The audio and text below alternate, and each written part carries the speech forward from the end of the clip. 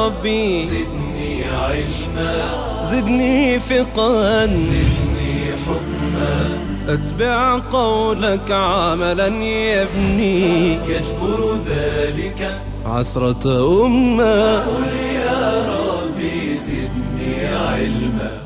اعوذ باللہ من الشیطان الرجیم. بسم اللہ الرحمن الرحیم. وبہ نستعین وهو خیر ناصر وخیر معین وصلی اللہ علی محمد وآل محمد. اما بعد. ناظرین کرام، گفتگو اسلام کی فقہی تعلیمات کے حوالے سے آج نماز کے حوالے سے گفتگو کرنی ہے. نماز کی فضیلت آپ کی بارگاہ میں عرض کر چکے کہ نماز معراج مومن ہے، ستون دین ہے. کتنا ائمہ علیہم السلام نے نماز پہ زور دیا ہے، کتنی تاکید کی گئی ہے. ہم سب کی ذمہ داری بنتی ہے کہ ہم نماز کو اہمیت دیں. نماز کے حوالے سے جب ہم گفتگو کرتے ہیں تو ظاہر ہے کہ نماز کے لیے کچھ چیزیں لازمی ہیں، ان کو جاننا ضروری ہے تاکہ نماز درست ہو سکے.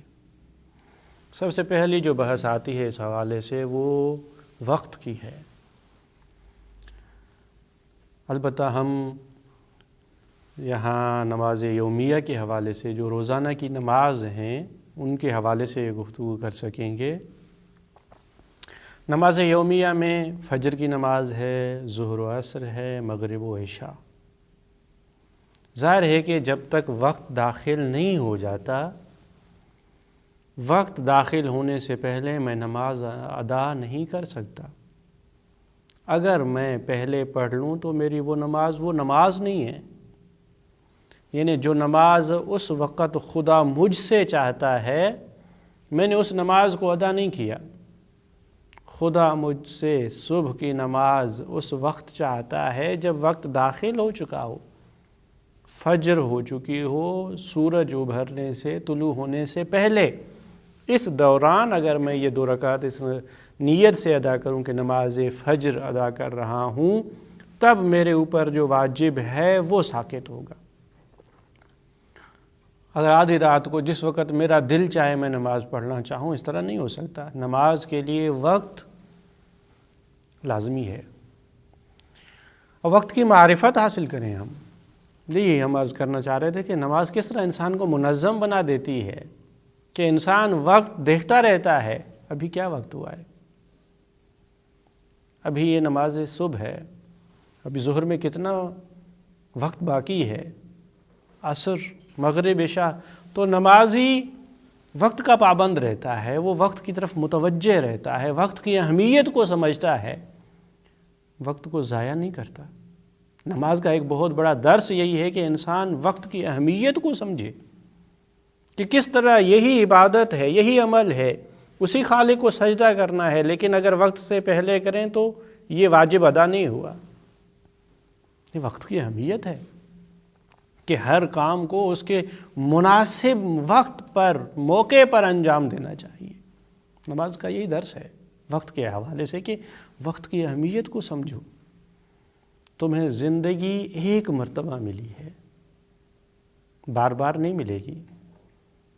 جو وقت گزر جاتا ہے اسے واپس لایا نہیں جا سکتا. دنیا کی بہت ساری چیزوں کی تلافی ہو سکتی ہے، گیا ہوا سرمایہ پھر محنت سے مل سکتا ہے، لیکن وقت واپس نہیں آ سکتا. وقت کی قدر کرنی چاہیے. ان نمازوں کا ایک وقت ہے، شروع ہونے کا، ختم ہونے کا، پھر فضیلت کا، پھر ایک مخصوص وقت ہے.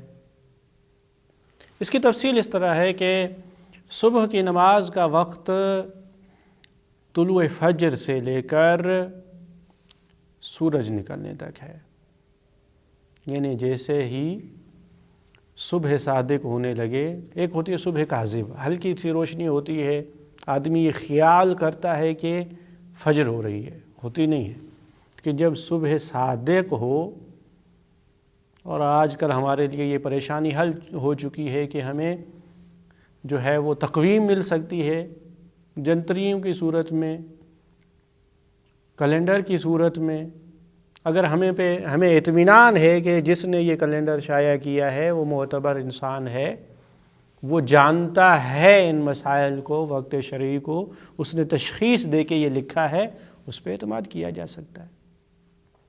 بہرحال ہمارے لیے آسانی ہے کہ اس میں لکھا ہوتا ہے کہ کس وقت سورج طلوع ہونا ہے کہ نماز صبح کا وقت ختم ہو جائے. صبح صادق کب ہوتی ہے؟ اس دوران نماز صبح کا وقت ہے. اور ظاہر ہے کہ انسان اول وقت میں جو نماز بجا لاتا ہے اس کی فضیلت اپنی ہے. روایات میں تاکید کی گئی ہے کہ نیکی، کمال کی نیکی یہ ہے کہ انسان نماز کو اس کے وقت کے اندر، اس کے اول وقت میں انجام دے، ادا کرے. یہ انسان کی اس بندگی کی اہمیت کو واضح کرتا ہے کہ انسان اگر دوسرے کاموں کو چھوڑ دے کہ نہیں اب نماز کا وقت ہے، یہ اس کی ایمان کی نشانی ہے. بعض اوقات ہوتا یہ ہے کہ ہم نماز کو اس وقت کے لیے رکھتے ہیں کہ جب فراغت ہوگی پڑھ لیں گے، اب موقع ملا تو پڑھ لیں گے. نہیں، نماز کے لیے موقع ڈھونڈنا چاہیے، موقع کی تلاش میں رہنا چاہیے. اگر ہمیں کسی سے محبت ہو اور وہ شخصیت ہمیں وقت دے کہ فلاں وقت اس سے ملاقات ہو سکے گی، آدمی کتنے گھنٹوں پہلے تیاری کرتا ہے کہ وہ ملاقات کا وہ موقع ہاتھ سے نہ جائے، اس سے پہلے پہنچ جاتا ہے. اگر انسان اہمیت نماز کو سمجھے وقت سے پہلے ہی تیار ہوتا ہے. اور بعض اوقات یہ جو سوال اٹھایا جاتا ہے کہ ہم کیا کریں کہ نماز کو حضور قلب کے ساتھ، دلی توجہ کے ساتھ ادا کر سکیں، مکمل توجہ خدا کی طرف ہو. اس کے مقدمات ہیں. اس میں سے ایک کام یہ ہے کہ آپ نماز کو اہمیت دیں، نماز کے وقت سے پہلے نماز کی تیاری شروع کریں. نماز جمعہ کتنی عظیم ہے کہ ائمہ علیہ السلام کی سیرت میں ملتا ہے کہ جمعرات سے تیاری کرتے تھے کہ کل نماز جمعہ ہے. اس کی اہمیت، اس طرح اہمیت دیں گے تو دل حاضر ہوگا اور اس کی طرف متوجہ رہے گا. بہرحال نماز کے وقت کو اہمیت دینا، صبح صادق سے لے کر سورج طلوع ہونے تک یہ نماز کا وقت ہے، نماز صبح کا. اس وقت میں آپ یہ 2 رکعت جب چاہیں ادا کر سکتے ہیں. بہتر اور افضل وقت میں پہلے وقت میں نماز کو ادا کرنے کی فضیلت ہی اپنی ہے. ظہر اور عصر میں زوال سے ان کا وقت شروع ہوتا ہے کہ جب سورج جو اس کی اپنی گردش ہے جس کے ذریعے سے یہ دن اور رات وجود میں آتے ہیں، جب سورج نے اپنا سفر شروع کیا، سورج طلوع ہوا، اب غروب ہونے تک یہ جو طلوع ہوا تو آہستہ آہستہ اوپر جاتا ہے، تو جب وسط میں پہنچ جائے، بالکل بیچ میں، یہ زوال ہے. بیچ میں جب پہنچ گیا اور پھر پڑھنا شروع کیا، یہ زوال کا وقت ہے. اسے اگر آپ خود سے تشخیص دینا چاہتے ہیں، اس کا انتہائی سادہ طریقہ یہ ہے کہ ہموار، ہم سطح اور سیدھی زمین پر آپ ایک شاخص لگائیں، ایک لکڑی لگائیں، بالکل سیدھی ہو جو. اب جیسے ہی سورج طلوع ہوگا، اس کی کرنیں یہاں پڑیں گی، اس کی روشنی یہاں پڑے گی، تو اس لکڑی کا، اس شاخص کا سایہ مغرب کی طرف ہوگا. اب جیسے یہ سورج اوپر آتا جائے گا، اس کا سایہ مغرب کی طرف سے کم ہوتا چلا جائے گا. بالکل جب بیچ میں سورج آ جائے گا تو اس کا سایہ بالکل ختم ہو جائے گا، اور پھر جب سورج آگے بڑھنے لگے گا تو اس کا سایہ آہستہ آہستہ مشرق کی طرف بڑھے گا. جیسے ہی یہ سایہ بالکل ختم ہو جائے اور پھر آگے بڑھنے، مشرق کی طرف بڑھنے کا سفر شروع کیے، وہ لمحہ زوال کا وقت ہوتا ہے. اور آج کل ہمارے پاس یہ سہولت ہے کہ ہمارے پاس جو ماہرین ہیں ان کے دیے ہوئے اعداد اور ارقام اور اوقات ہیں، ہمیں اطمینان ہو اس پر، تو اس کے مطابق نماز ادا کی جا سکتی ہے۔ نماز ظہر اور عصر میں ان کا ایک مخصوص وقت ہوتا ہے، ایک مشترک وقت ہوتا ہے۔ جیسے زوال ہوا شرعی طور پر، اب زوال کے فوراً بعد جتنی دیر میں ظہر کی نماز پڑھی جا سکتی ہے، فرض کریں 4 منٹ، معمولی طور پر 4 منٹ، اب یہ 4 منٹ مخصوص ہیں ظہر کی نماز کے لیے، اس میں کوئی دوسری نماز ادا نہیں کی جا سکتی۔ اب کسی کی کوئی صبح کی نماز قضا ہو، کہے کہ جناب پہلے میں صبح کی نماز ادا کرتا ہوں، یعنی قضا کر کے پڑھتا ہوں، پھر جا کے ظہر کی پڑھوں گا۔ اب اس مخصوص وقت میں جو اول زوال سے 4 رکعت کا فاصلہ ہے، 2 رکعت کا اگر آپ سفر میں ہیں، اس وقت میں آپ کوئی دوسری نماز نہیں پڑھ سکتے، یہ وقت مخصوص ہے ظہر کے لیے۔ اور اسی طرح آپ پیچھے جائیں، زوال سے لے کر مغرب تک یہ نماز ظہر اور عصر کا وقت ہے، لیکن جیسے جیسے آپ مغرب کے قریب ہوتے چلے جائیں گے، آخری وقت اتنا بچے کہ جس میں صرف 4 رکعت نماز پڑھی جا سکتی ہو، تو وہ وقت مخصوص ہوگا عصر کی نماز سے۔ اگر خدا نہ خواستہ کسی نے ظہر اور عصر پڑھنے میں اتنی تاخیر کی ہے، اتنی دیر کی ہے کہ اب جا کے تھوڑا سا وقت بچا ہے 4 رکعت نماز پڑھنے کا، تو اب یہ اپنی ظہر کو نماز کو چھوڑے، کیونکہ اب صرف 4 رکعت نماز پڑھی جا سکتی ہے، اب یہ نماز عصر کا وقت ہے، صرف عصر ہی اسے پڑھنی پڑے گی، ظہر کو بعد میں قضا کی نیت سے پڑھے گا۔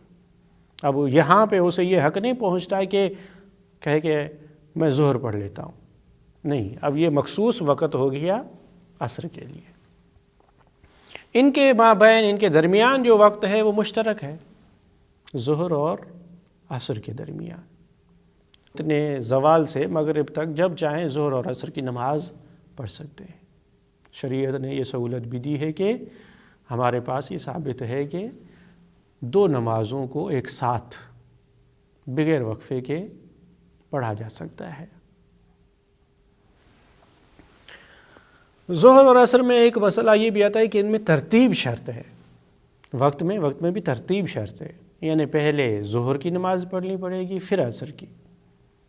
جانتے بوجھتے کسی کو یہ حق نہیں ہے کہ پہلے عصر کی نماز پڑھے پھر ظہر کی، نہیں، ترتیب شرط ہے، پہلے ظہر پھر عصر۔ اسی طرح قضا نماز بھی اگر کوئی بعد میں انجام دینا چاہے، پڑھنا چاہے، تو وہاں بھی ترتیب شرط ہے، یعنی ایک دن کی جب وہ نماز قضا کرے گا تو اس دن کی عصر کو اس دن کی ظہر پر مقدم نہیں کر سکتا، پہلے ظہر کی نماز پھر عصر کی نماز۔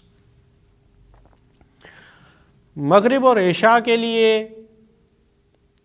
مغرب شرعی، یعنی جیسے سورج غروب کرتا ہے،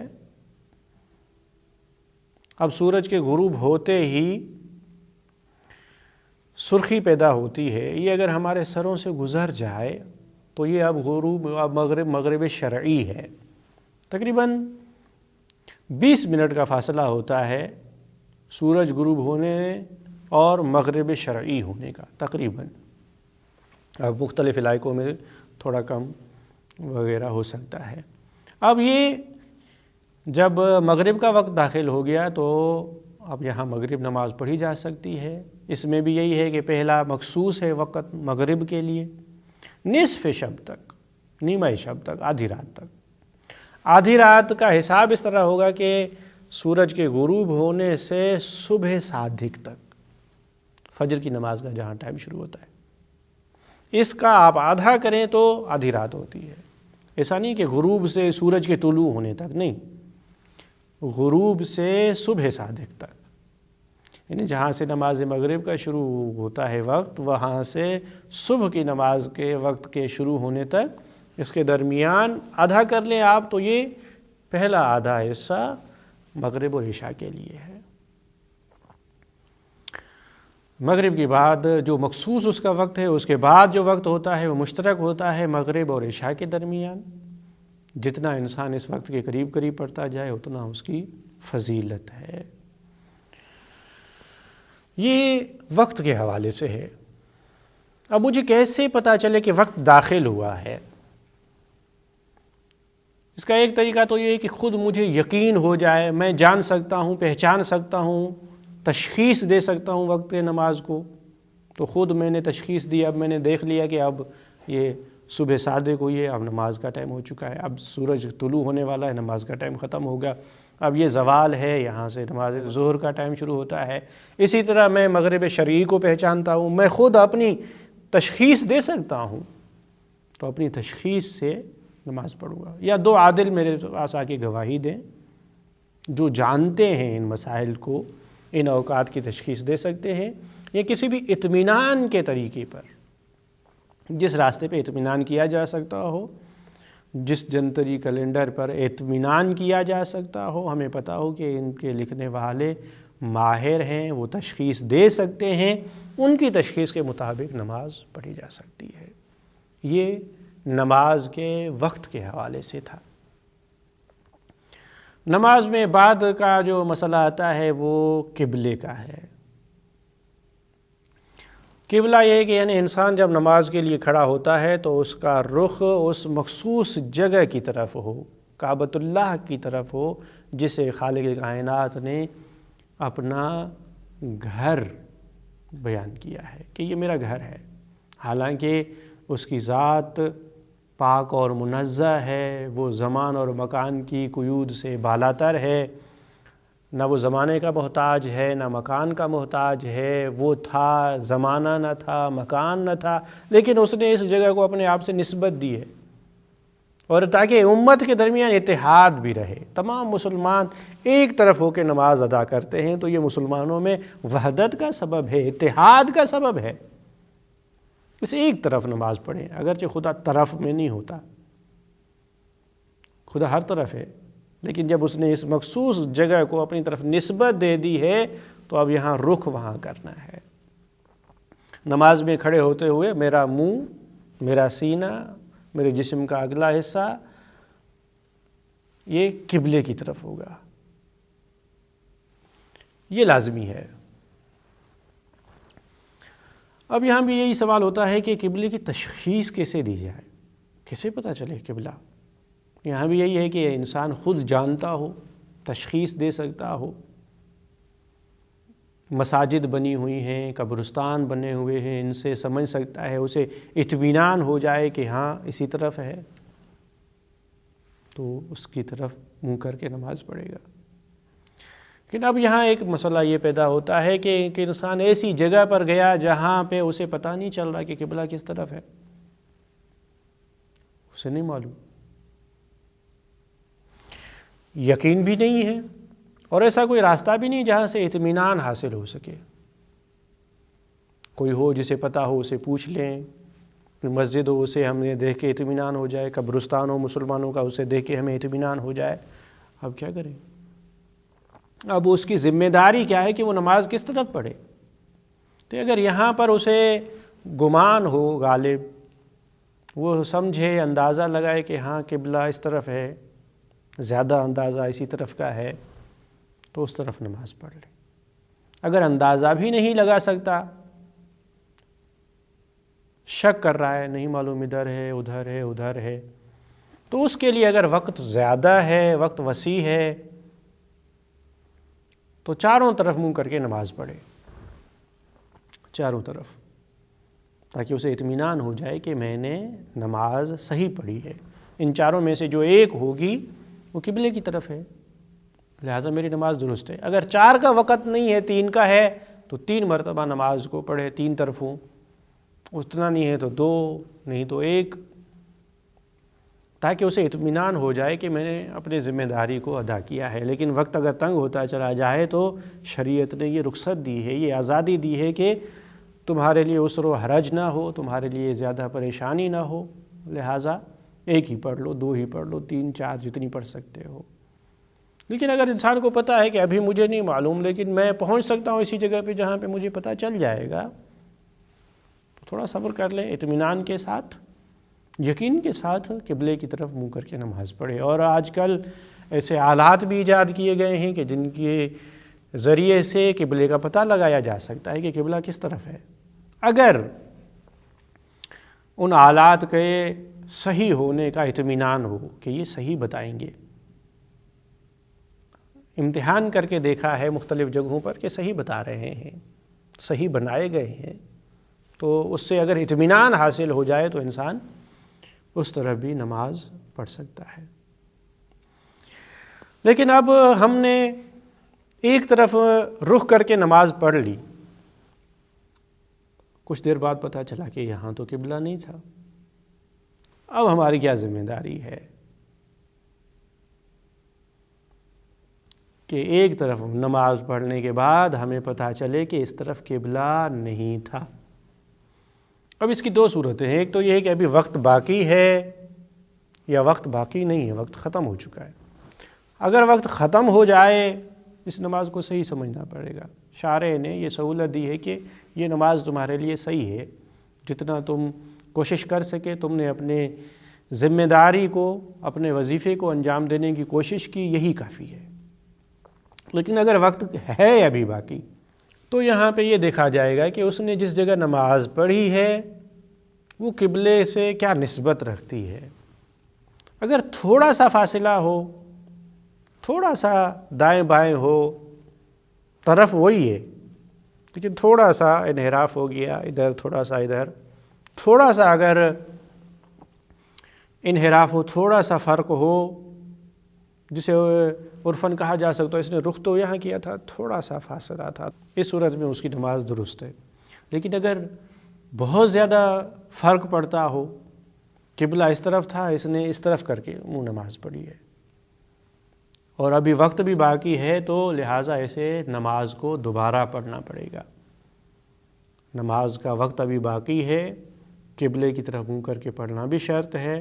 اس نے نہ جانتے ہوئے اس طرح پڑھ لی تھی، اب کیونکہ یہ جان چکا ہے، وقت بھی ہے، تو یہ صحیح نماز ادا کر لے اور اس ثواب کو صحیح طور پر حاصل کر لے۔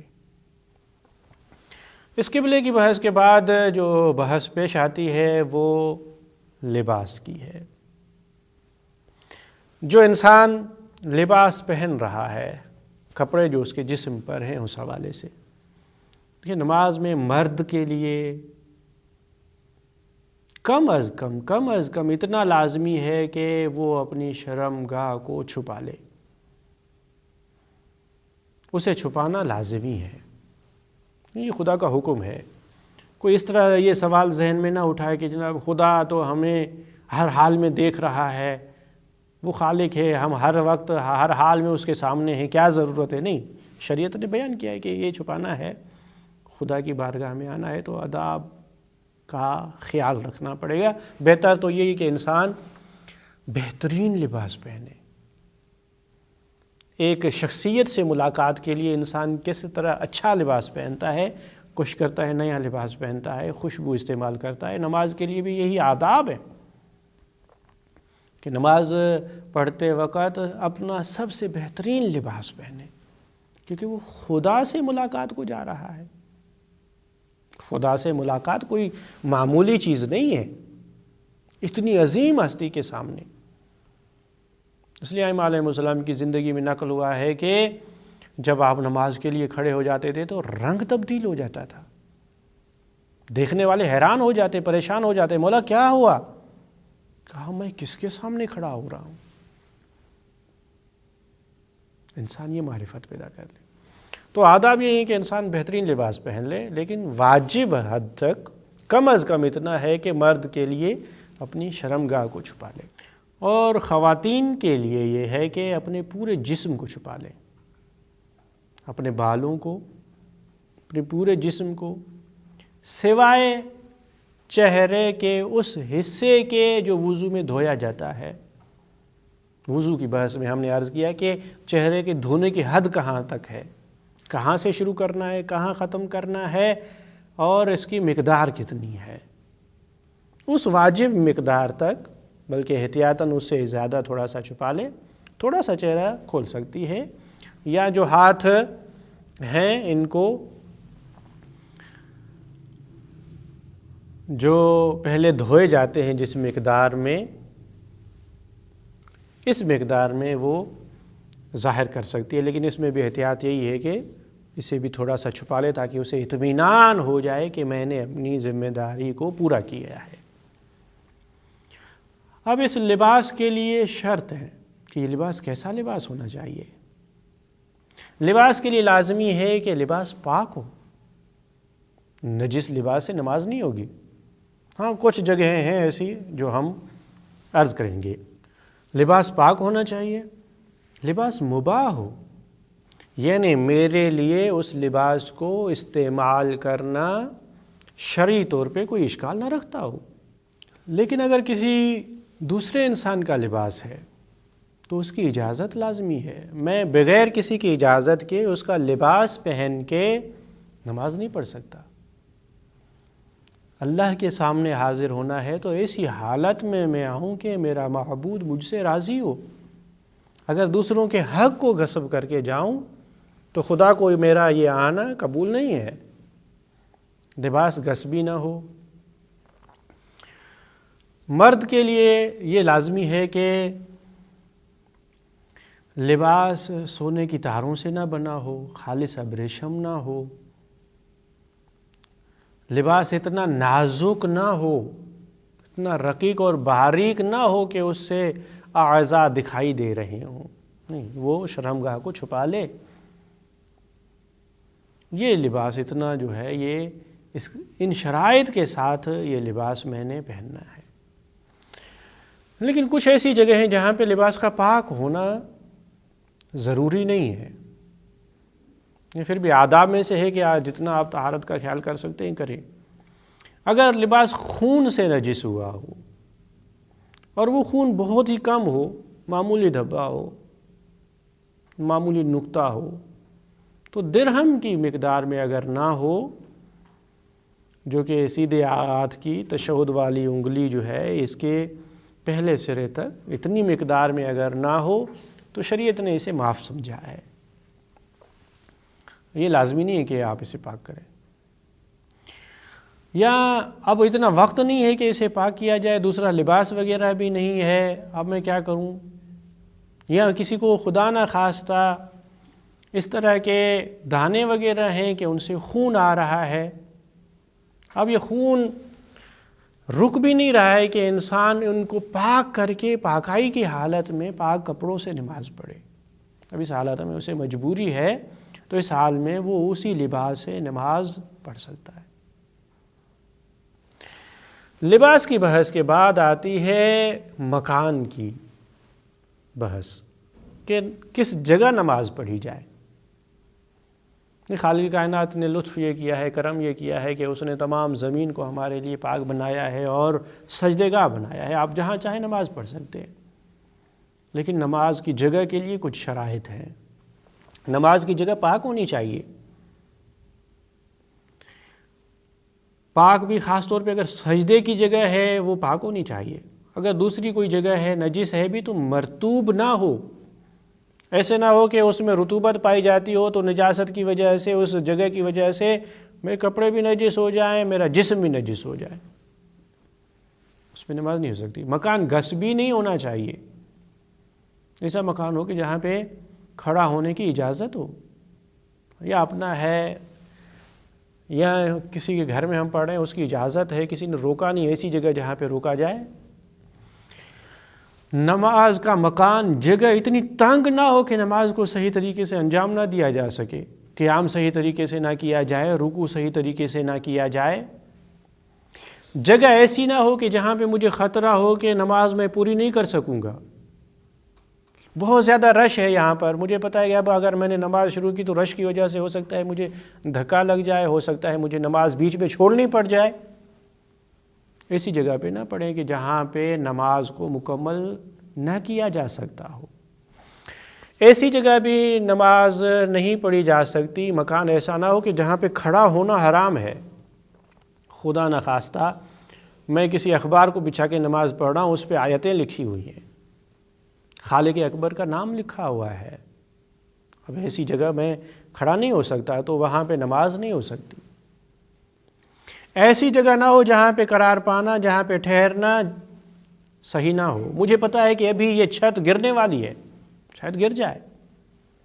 اب مجھے شریعت اجازت نہیں دیتی کہ میں یہاں کھڑا ہو جاؤں اور کہوں کہ ابھی نماز پڑھنی ہے، یہیں پڑھ لیتے ہیں، چھت آ گئی تو آ گئی. نہیں، شریعت ہماری اس طرح مفت میں جان لینا نہیں چاہتی. ہمیں یہ کہا گیا ہے کہ ایسی جگہ نماز نہ پڑھو جہاں پہ تمہیں خطرہ ہے بغیر سبب کے. جہاد کا میدان ہے وہ اپنی جگہ پر، چھت گرنے کا خطرہ ہے وہاں پہ کھڑے نہ ہوں. ایسی جگہ پہ کھڑا ہونا جو رسول اکرم صلی اللہ علیہ وآلہ وسلم یا ائمہ علیہ السلام کے قبر کے آگے ہے کہ ان کی طرف پیٹھ ہوتی ہے، ایسی جگہ بھی کھڑا نہیں ہویا جا سکتا. نماز کے لیے بہترین جگہ یہ ہے کہ انسان مسجد کا انتخاب کرے. مسجد میں نماز پڑھنے کی بہت زیادہ فضیلت ہے اور مسجد کے اعتبار سے اس کا ثواب بڑھتا چلا جائے گا. محلے کی مسجد ہے، بازار کی مسجد ہے، جامع مسجد ہے، پھر مسجد النبی ہے، مسجد کوفہ ہے، مسجد الحرام ہے، اور اپنی اپنی فضیلت ہے. اور بہترین جگہ یہی ہے کہ انسان ایسی جگہ پہ نماز قائم کرے.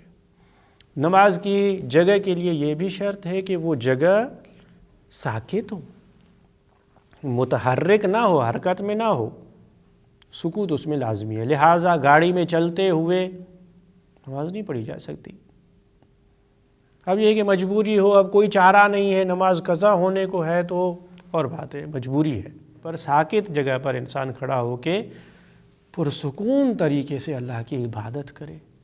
اور اگر گاڑی میں مجبوراً پڑھنی بھی پڑ رہی ہے متحرک جگہ پر تو اپنے آپ کو پرسکون رکھنے کی کوشش کرے، اطمینان سے کھڑا رہے. اور اگر قبلہ تبدیل ہو رہا ہے تو اس مقدار میں وہ بھی تبدیل ہوتا رہے تاکہ نماز قبلے کی طرف ہو سکے. مکان کے حوالے سے ان چیزوں کا خیال رکھنا ضروری ہے. بہت ہی اچھا ہے کہ انسان اپنی نمازوں کو اگر وہ مسجد کی پڑوس میں رہتا ہے تو مسجد میں ادا کرے. پڑوس کی مسجد کا حق بنتا ہے. اور روایتوں میں یہ وارد ہوا ہے کہ کچھ چیزیں ہیں جو قیامت کے دن اللہ کی بارگاہ میں شکایت کریں گی. ان میں سے ایک محلے کی مسجد ہے. بار الہ، یہ میرا پڑوسی تھا، میں اس کے نزدیک تھی، لیکن یہ میرے ہاں نماز پڑھنے کے لیے نہیں آتا تھا. کہیں ایسا نہ ہو کہ مسجد ہم سے شکایت کرنے لگے. ہمیں چاہیے کہ ہم اپنی عبادات کو ان آداب کے ساتھ بجا لائیں جو شریعت نے بیان کیے ہیں.